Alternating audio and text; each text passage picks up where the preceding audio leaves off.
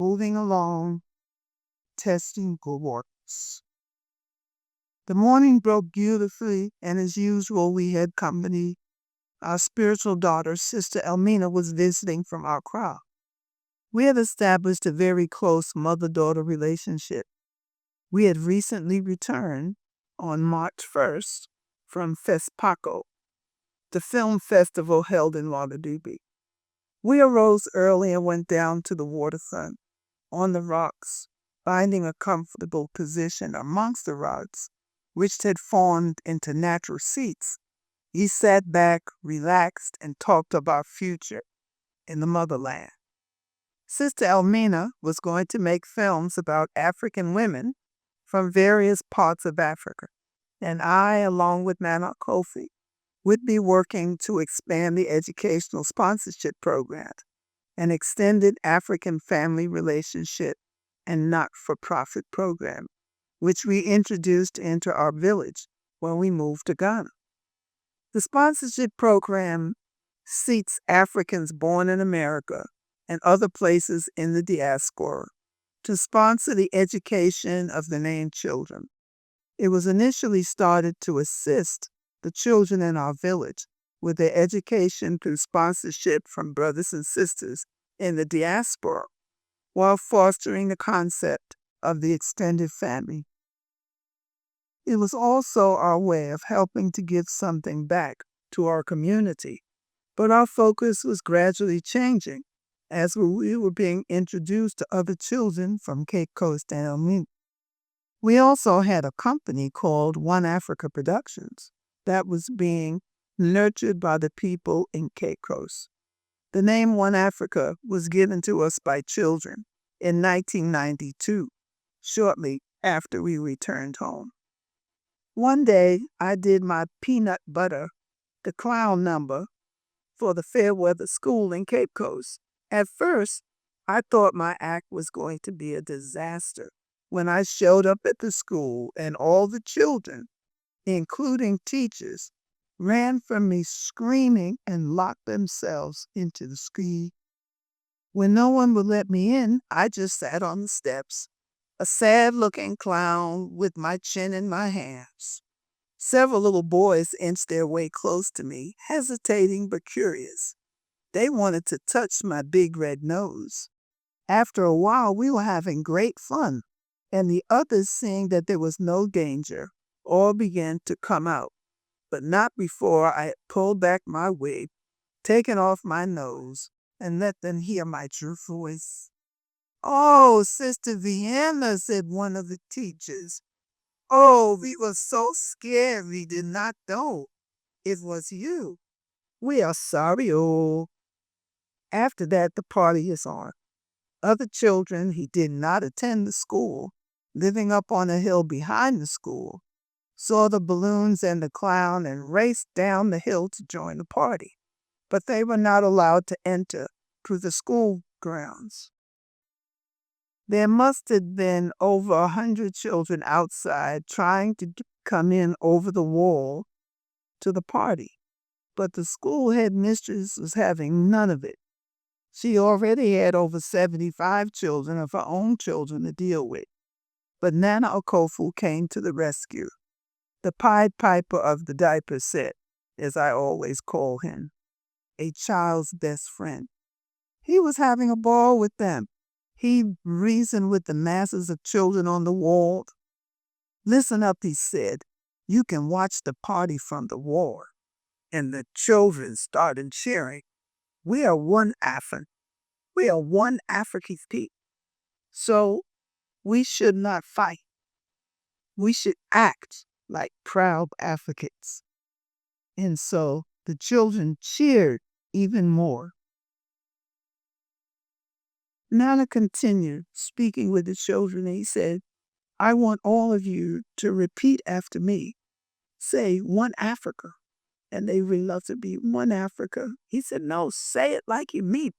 One Africa, one Africa." The children started swaying. They got that rhythm. One Africa, one Africa, one Africa. And when I say the party was on, the party was on.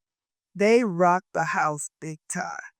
And with a couple of hundred children between the ages of 3 and 10 chanting, one Africa, one Africa. We had a real long. Several days later, we met some of the children in town. And when they saw us, they said, "Hello, One Africa." We met another child. "Hello, One Africa." In fact, people were calling us One Africa so often, I began to wonder if they knew our real names.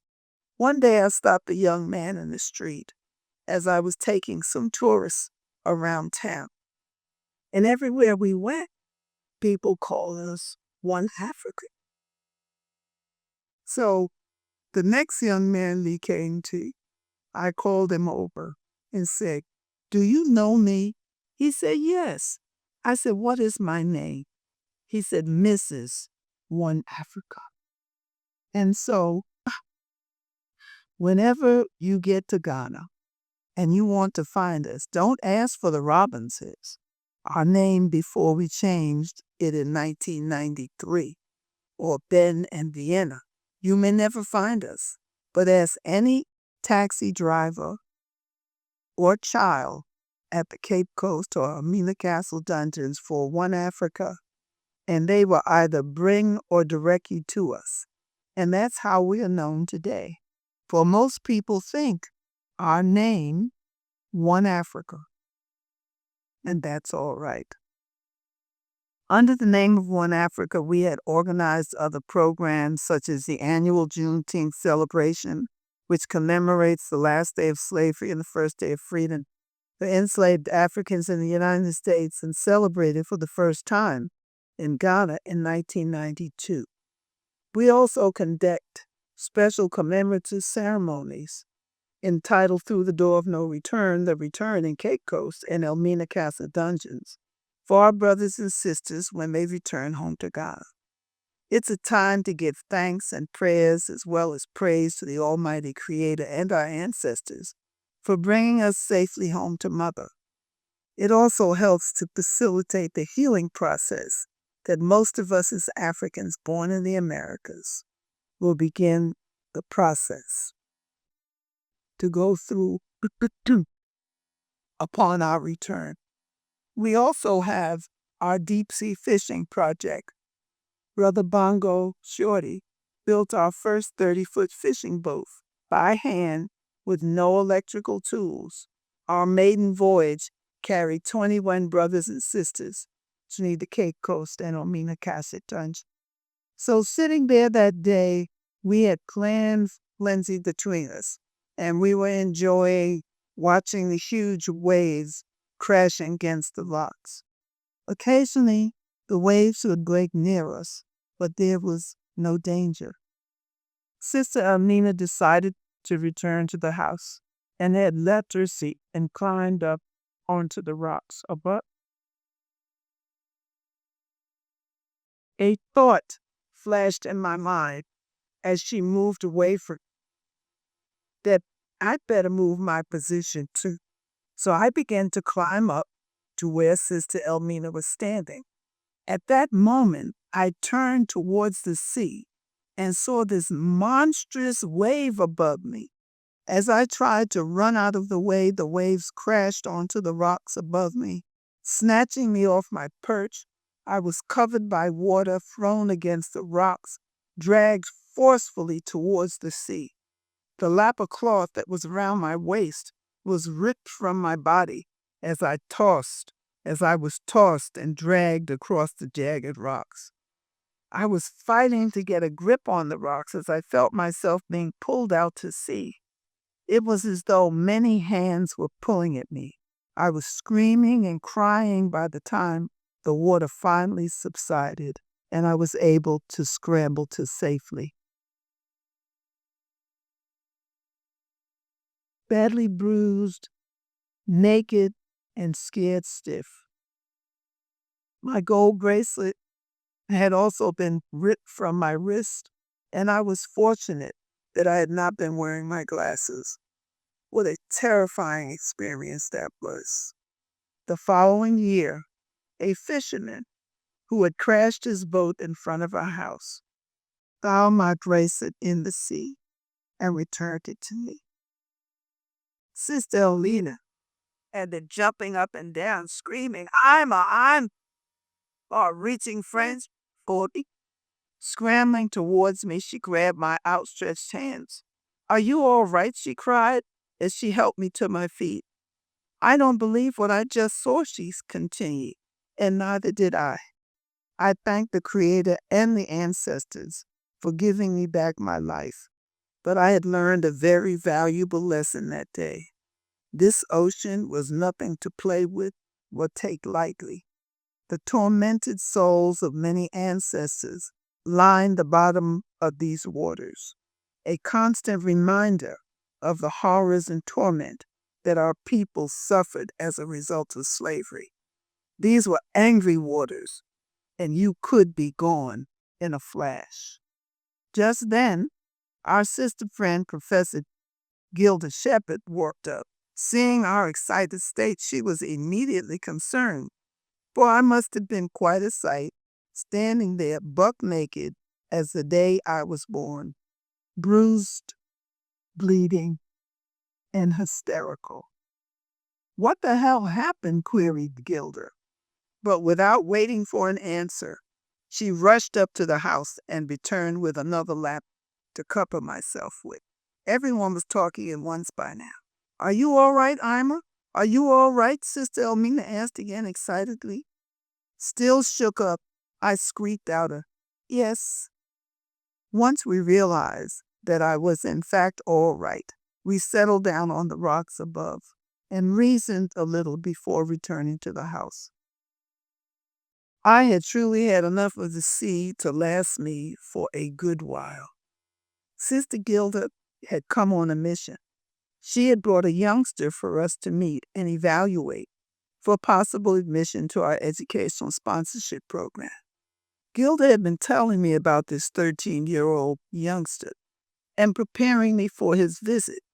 She said that based on his medical problem, he would not be easy to look at, and she didn't want to shock us. He had a huge, grotesque tumor growing out of his mouth. 3 times the tumor was surgically removed in Ghana and once again in London, England in 1991. However, the tumor grew back larger than ever before, the size of a grapefruit. This abnormal growth, medically termed fibroid dysplasia, caused difficulty in breathing and prevented Prince from eating properly. People stared at him in disbelief, but due to the lack of funds and available medical expertise, he was unable to get the proper care in Ghana that he required. According to the medical experts in Ghana, they had done all they could do, and any further medical treatment would have to be sought outside of Ghana. Young Prince talked of taking his life, for his day-to-day existence had become unbearable. His mother had been asked to remove him from school for his own safety. The headmistress said, Prince is the only child in the family with this disorder. Often in Ghana, people believe that evil spirits are responsible for illnesses and other psychological and physical disorders. They will often seek help from a fetish priest, more commonly known as a traditional spiritualist, is what Prince's grandmother suggested they do. However, his mother, a Christian, chose to rely on medical science for his treatment. The youngster and his family were almost without help when they were introduced to the educational sponsorship program. The family was extremely poor, and Prince was suffering terribly. Each passing day was pure hell for him. He was one of 6 sons. His mother was an unemployed single parent. His father had deserted the family years ago. Professor Shepherd, who referring to our program had tried to prepare us for meeting Prince, she had described his physical appearance, explaining, He is not easy to look at, but he is a brave little boy. Even with that forewarning, it was still a shock the first time I saw him, with his large bloody mask protruding out of his mouth. However, the thing that I remembered most about our first meeting were his eyes. They were smiling. Through all his pain and suffering, he still smiled. After the introductions were made, we sat down to discuss the problems that would confront us and the best way to tackle it. There was clearly no time to waste. After the interview with Prince and his mother, we agreed to enroll him in the program. Although the program itself did not have the financial resources to provide for the major medical care that young Prince required, we saw a desperate need and decided to seek help elsewhere. Photos were taken of Prince and letters written to people in the United States we thought could help. However, the responses seemed to be taking forever, and Prince's condition was rapidly deteriorating. But a miracle was about to take place. Minister Louis Farrakhan of the Nation of Islam and his entourage were visiting Ghana in March of 1993. In fact, they were in Cape Coast, Prince's hometown. Although we were not personal friends of the minister, when news reached us that he was attending a reception at the regional minister's residence, we didn't hesitate to reach out to him. We were more than familiar with his international representative, Brother Akbar, who was based in Accra. We brought the appeal letters with us and photos of Prince. One look at the picture of Prince with that grotesque tumor growing out of his mouth, Minister Farrakhan responded, "Bring the boy here so that our doctors can examine him." Nan and I left immediately and quickly drove to Prince's house to get it. But by the time we returned with young Prince and his mother, the doctors and Minister Farrakhan had left. They had gone to the Cape Coast Castle dungeons, the policeman on duty at the residence told us. We rushed to the Cape Coast Castle dungeons, but again, we had just missed the minister and his party by a few minutes. Where had they gone to? I asked the receptionist at the castle. "He's on his way back to the United States," she responded. We finally had the help we needed within our grasp, but we kept missing our benefactor. But we were determined to get assistance for Prince. Our funds were low, and time was fast moving against us. Our car was not in good condition, and Nana said we would be taking a big risk in trying to drive to Accra.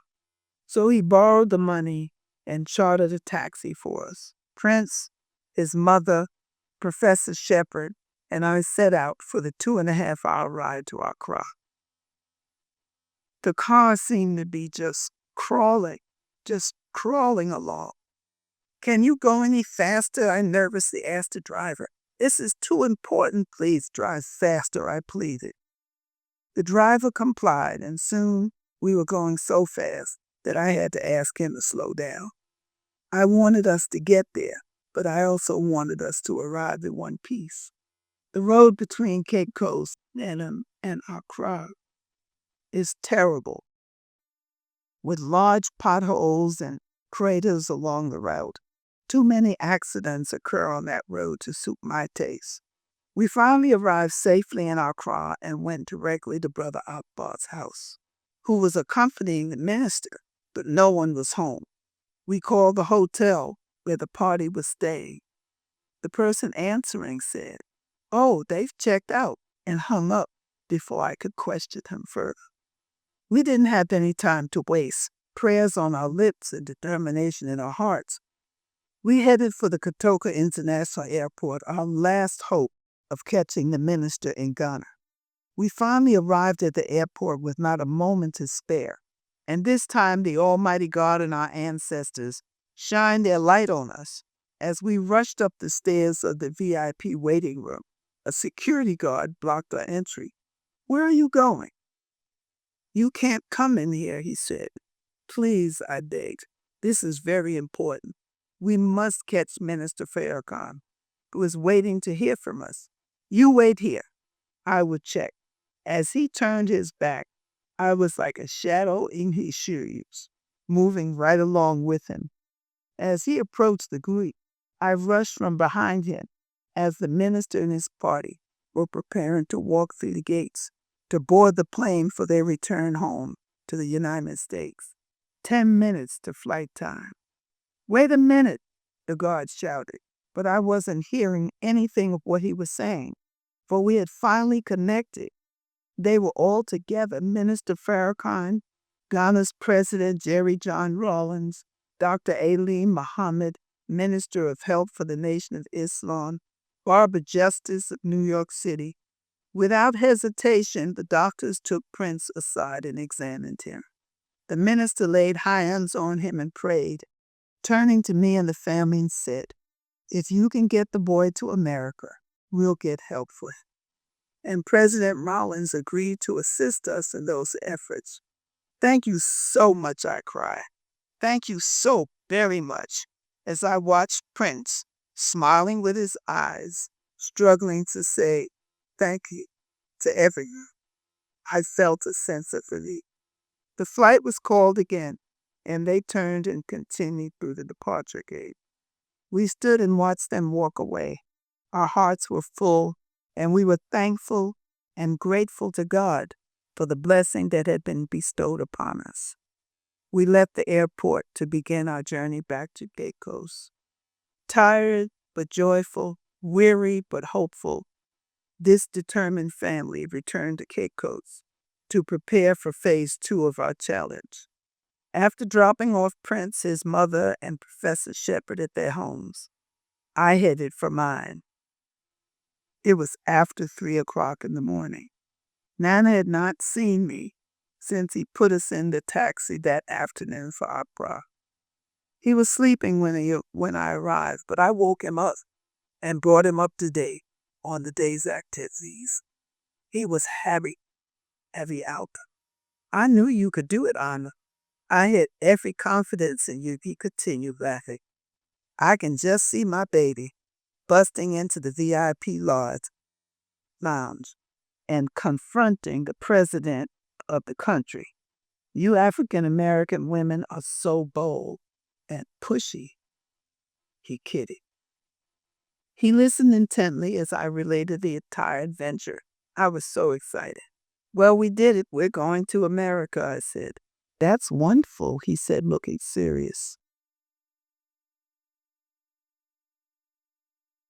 But the minister said, if you get Prince to America, that he would help you. Well, how do you plan to get there? He asked. He was right. We had no money to buy airline tickets. Well, I said, back to my daddy's trusty, rusty typewriter. This time, I would be writing to all the airlines in Ghana that went to the United States. With love, will, and determination as our driving force, we couldn't fail. Besides, a young boy's life was depending on us, and with the help of the ancestors, we would get through. After all, 2 families, one from the United States, one from Ghana, had reconnected, both descendants of those ancestors who had been separated from each other for over 400 years as a result of the transatlantic European slave trade.